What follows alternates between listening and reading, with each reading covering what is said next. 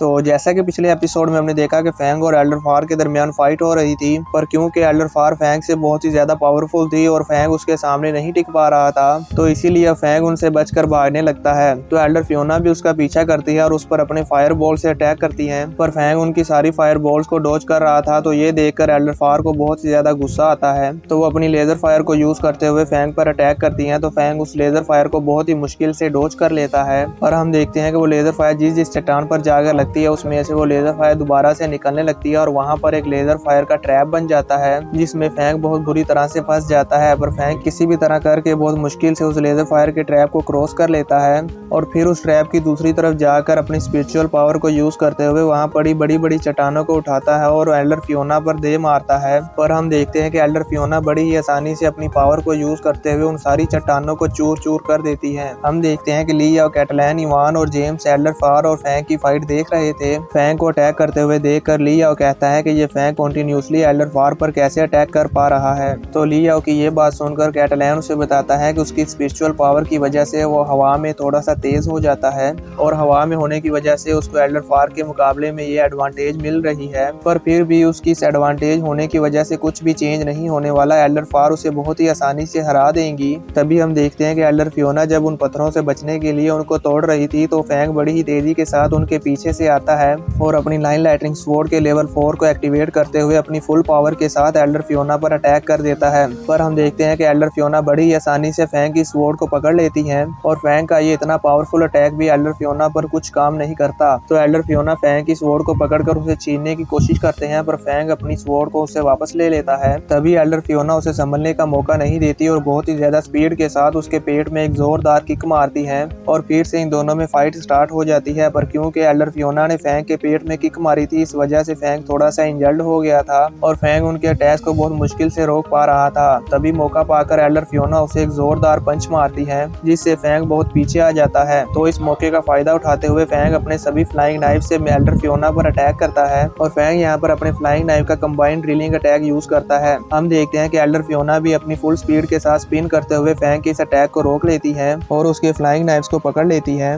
जब Elder Fiona Fang के flying knifes को रोकने में बिजी थी तो फैंग जल्दी से आता है और फिर से एल्डर फियोना पर अपनी स्वॉर्ड से अटैक करके उन्हें किल करने की कोशिश करता है। पर एल्डर फियोना उसे नोटिस कर लेती है और अपनी फायर पावर के फोर्स को यूज करते हुए फैंग को पीछे हटा देती है और फैंग का ये अटैक भी फेल हो जाता है। हम देखते हैं कि जब फैंग एल्डर फियोना की फायर फोर्स को रोकने में बिजी था तो एल्डर फियोना जल्दी से फैंग को पकड़ लेती है। तो फैंग अपने आप को एल्डर फियोना के हाथों से फ्री करवाने की कोशिश करता है। तो एल्डर फियोना फैंग को यूं अपने हाथों से फ्री करवाने की कोशिश करता हुआ देखकर उसे एक जोरदार पंच मारती है। इससे फैंग को ब्लीडिंग भी होने लगती है, पर वो उसे नहीं छोड़ती। तो फैंग अपने आप को यूं ट्रैप हुआ देखकर कहता है कि आपको जो विलो हार्ट चाहिए वो यहाँ पर है और वो अपने बैग से 10,000 ईयर ओल्ड विलो हार्ट को निकाल कर एल्डर फियोना के सामने करता है। पर हम देखते हैं कि उस विलो हार्ट के पीछे फैंग ने अपने 2 फ्लाइंग नाइफ्स को छुपाया होता है। उस विलो हार्ट को देखकर एल्डर फियोना फैंग से कहती है कि तुमने इसे मुझे देने में बहुत ही ज्यादा देर कर दी, अब मैं तुम्हें नहीं छोड़ूंगी। जैसे ही एल्डर फियोना फैंग को पंच मारने ही वाली होती है कि तभी फैंग अपने फ्लाइंग नाइफ से एल्डर फियोना पर अटैक कर देता है। तो एल्डर फियोना बड़ी ही तेजी के साथ फैंग के उन फ्लाइंग नाइफ्स को डॉज करती है और उसके एक फ्लाइंग नाइफ को पकड़ लेती है। इस मौके का फायदा उठाकर फैंग एल्डर फियोना को किक करता है और खुद पीछे आ जाता है और उस 10,000 ईयर विलो हार्ट को भी अपने बैग में वापस रख लेता है और एल्डर फियोना से कहता है कि मैं इसे आपको देने का नहीं सोच रहा था, मैं तो बस आपको ये दिखाना चाहता था कि ये 10,000 ईयर ओल्ड विलो हार्ट मेरे पास ही है। ये सुनकर एल्डर फियोना बहुत ही गुस्से के साथ उसे कहती है, कमीने, मैं तुम्हें नहीं छोड़ूंगी। तो फैंग फिर से वहां से बचकर भागने लगता है। ये देखकर एल्डर फियोना भी फुल गुस्से के साथ फैंग का पीछा करने लगती है और वो फैंग से कहती है कि मैं भी देखती हूँ कि तुम कब तक मुझसे यूं बचकर भागोगे। नीचे बैठा ली और यूं फैंग को एल्डर फियोना से बचकर भागते हुए देखकर कहता है कि एल्डर फियोना फैंग को पकड़ क्यों नहीं पा रही। तो कैटलैन उसे बताता है क्योंकि उस फैंग ने गॉड ऑफ वार को सरपास कर लिया है, इसलिए उसकी स्पीड हवा में एल्डर फियोना से ज्यादा है और एल्डर फियोना की पावर फायर टाइप है, इसलिए उनकी स्पीड जमीन के मुकाबले में हवा में कम हो जाती है। अब हम देखते हैं कि फैंग एल्डर फियोना से बचकर बहुत ही ज्यादा स्पीड स्पीड के साथ जिग जैग करते हुए भाग रहा था, तभी हम देखते हैं कि पीछे से बहुत ही ज्यादा स्पीड के साथ एक फाइटर प्लेन आ जाता है और वो बहुत ही ज्यादा स्पीड के साथ एल्डर फियोना के पास से गुजर जाता है। उस फाइटर प्लेन को देखकर एल्डर फियोना भी हैरान हो जाती है। लिया और कैटलैन, इवान और जेम्स भी ये देखकर बहुत ही ज्यादा शॉक हो जाते हैं और वो कहते हैं ये तो बुरा हुआ। अब वो फाइटर प्लेन फैंग के पास आकर रुक जाता है और उसमें से 2 वॉरियर्स बाहर आते हैं। उस प्लेन को देखकर फैंग भी खुश हो जाता है और कहता है ये तो जिगजियान मार्शल हॉल का फाइटर प्लेन है। अब फैंग उन दोनों वॉरियर्स के सामने बाव करता है और उनको रिस्पेक्ट देता है। तो उनमें से एक वॉरियर फैंग को कहता है कि हम पहले भी कई बार मिल चुके हैं और वो फैंग को याद करवाते हैं कि 1 साल पहले जब तुमने क्वासी प्रैक्टिशनर का एग्जाम पास किया था तब हम मिले थे और मैंने वॉरियर वू टोंग को भी तुम्हारे बारे में बताया था। और दोस्तों ये वॉरियर वू टोंग कौन है इसके बारे में हमें आगे पता चलेगा। और वो फैंग से कहते हैं कि मैंने तुम्हारी उस टाइम की स्पिरिचुअल पावर को नोटिस किया था, पर अभी इस टाइम पर जो तुम्हारी स्पिरिचुअल पावर है इसे देखकर तो मैं बहुत ही ज्यादा हैरान हो गया हूँ। मैं वाकई तुम्हारी प्रोग्रेस की स्पीड को देखकर बहुत ही ज्यादा हैरान हूँ।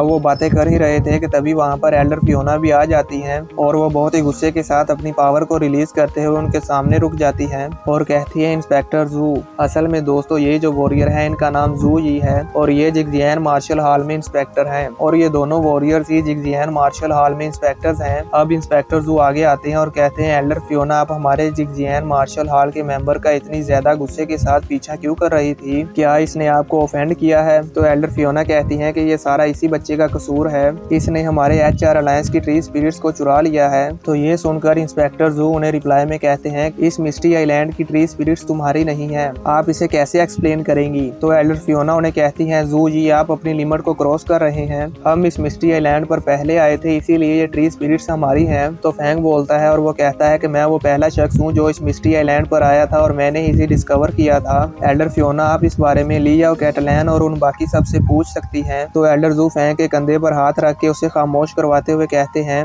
एल्डर फियोना आप रूल्स को जानती हैं, जो पहले आता है वो ही पहले पाता है। अगर आपको लगता है कि आप यहाँ पर पहले आए थे तो मैं आपके उन दूसरे साथियों से 1 बाय 1 पूछना चाहूंगा और उनसे इन्वेस्टिगेशन करने के बाद जो भी रिजल्ट आएगा हम उस पर ही एग्री होंगे। अगर आप यहाँ पर पहले आई होंगी तो ये मिस्ट्री आइलैंड आपका होगा और अगर फैंग यहाँ पर पहले आया हुआ तो ये मिस्ट्री आइलैंड हमारा होगा। ये सुनकर एल्डर फियोना सोच में पड़ जाती है। तो एल्डर जू उन्हें कहता है कि आप इस बारे में क्या सोचती हैं, क्या हमें ऐसा करना चाहिए? तो एल्डर फियोना कहती है कि ये मिस्ट्री आइलैंड हम में से किसी को भी बिलोंग नहीं करता, तो मैं इसे तुम्हारे जिगजियान मार्शल हॉल के हवाले क्यों करूं? अगर तुम्हारे पास एबिलिटी है तो चलो हम एक चैलेंज करते हैं और अगर हम इस चैलेंज को विन करते हैं तो ये मिस्ट्री आइलैंड हमारा। और फिर वो उनको इस चैलेंज के रूल्स बताती है और वो रूल्स ये हैं कि जो भी ज्यादा ट्री स्पिरिट्स को कलेक्ट करेगा ये मिस्ट्री आइलैंड उसका होगा और सारी ट्री स्पिरिट्स भी उसी की होंगी, पर हम दोनों में से कोई भी इस चैलेंज में पार्टिसिपेट नहीं करेगा। तो ये सुनकर इंस्पेक्टर जू कहते हैं ठीक है मुझे ये बात मंजूर है और मैं तुम्हारा ये चैलेंज एक्सेप्ट करता हूँ। तो अब इंस्पेक्टर जू फैंग से कहते हैं कि तुम भी मेरे साथ यहीं पर रुकोगे और इस चैलेंज में पार्टिसिपेट नहीं करोगे। तो फैंग उनके पास आता है और कहता है इंस्पेक्टर उनके पास 4 हाई लेवल के गॉड ऑफ वार हैं। तो अब एल्डर फियोना, लिया और कैटलैन, इवान और जेम्स से कहती हैं कि तुम चारों किस चीज का वेट कर रहे हो, जल्दी जाओ और बाकी सारी ट्री स्पिरिट्स को कलेक्ट करो।